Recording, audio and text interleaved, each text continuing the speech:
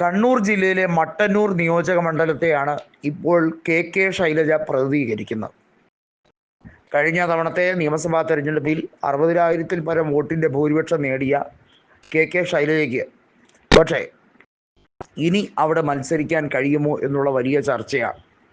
മുൻപ് ഇ.പി. ജയരാജൻ 2 തവണ പ്രതിനിധീകരിച്ച മണ്ഡലമാണ്. 2016 നിയമസഭാ തെരഞ്ഞെടുപ്പിൽ ഇ.പി. ജയരാജൻ 43,000 വോട്ടിനാണ് ജയിച്ചത്.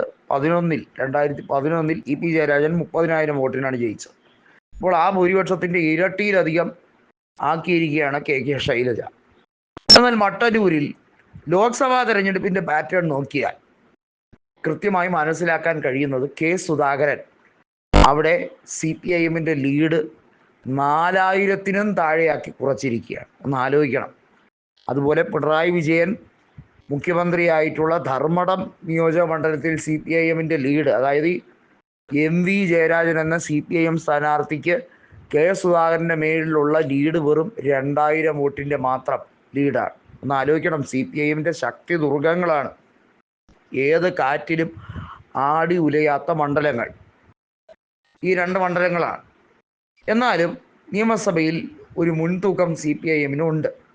എന്നാൽ മട്ടന്നൂരിൽ ഇനി ശൈലജയെ നിർത്തുന്നത് വലിയ രീതിയിൽ പിണറായി വിജയൻ അപകടകരമാകുന്ന രീതിയാണ്. കാരണം അവർ സീനിയർ നേതാവാണ്, അവർക്ക് കൂടുതൽ പരിഗണന ലഭിക്കുന്ന സാഹചര്യം വരും.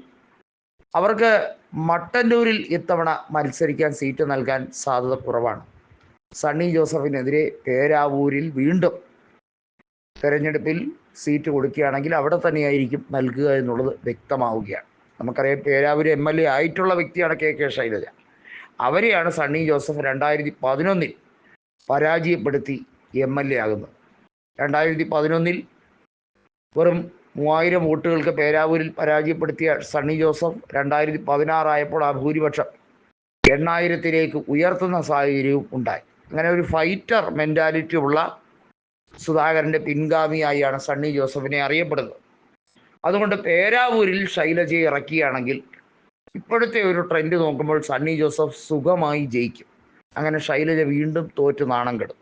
ഇതാണ് പിണറായിയുടെയും മരുമകൻ്റെയും മനസ്സിലിരിപ്പ്. പിണറായിയുടെയും മരുമകൻ്റെ മനസ്സിലിരിപ്പ് കൃത്യമായി പ്രാവർത്തികമായി നടപ്പിലാക്കാനാണ് CPIM പ്രധാനമായും നടത്തുന്നത്. CPIMനെ സംബന്ധിച്ചിടത്തോളം അതൊക്കെ സാധിച്ചെടുക്കാൻ പിണറായി ഒരൊറ്റ ആൾ വിചാരിച്ചാൽ നടക്കും. എന്തൊക്കെ ഉൾപാർട്ടി ജനാധിപത്യമുണ്ട് എന്ന് പറഞ്ഞാലും പിണറായി വിജയൻ അത് എങ്ങനെയൊക്കെ ഹാൻഡിൽ ചെയ്യണമെന്ന് 10-60 വർഷത്തെ പാർട്ടി എക്സ്പീരിയൻസ് കൃത്യമായുള്ള പല മുതിർന്ന നേതാവെന്ന രീതിയിൽ 80 വയസ്സ് കഴിഞ്ഞ കാരണഭൂതനായ പിണറായി വിജയന് അത് കഴിയും എന്ന് തന്നെയാണ് മരുമകനും അതുപോലെ തന്നെ CPIMനെ അറിയാവുന്ന എല്ലാവരും പറയുന്നു. പിണറായി തന്നെ പാർട്ടി സെക്രട്ടറി ആയിരുന്നു പറഞ്ഞിട്ടുണ്ട്, ഈ പാർട്ടിയെ പറ്റി നിങ്ങൾക്ക് ആർക്കും ഒരു ചുക്കും അറിയില്ല. അതിങ്ങനെ ഓരോ ദിവസവും അറിയിച്ചു കൊടുത്തുകൊണ്ടിരിക്കുകയാണ് അദ്ദേഹം.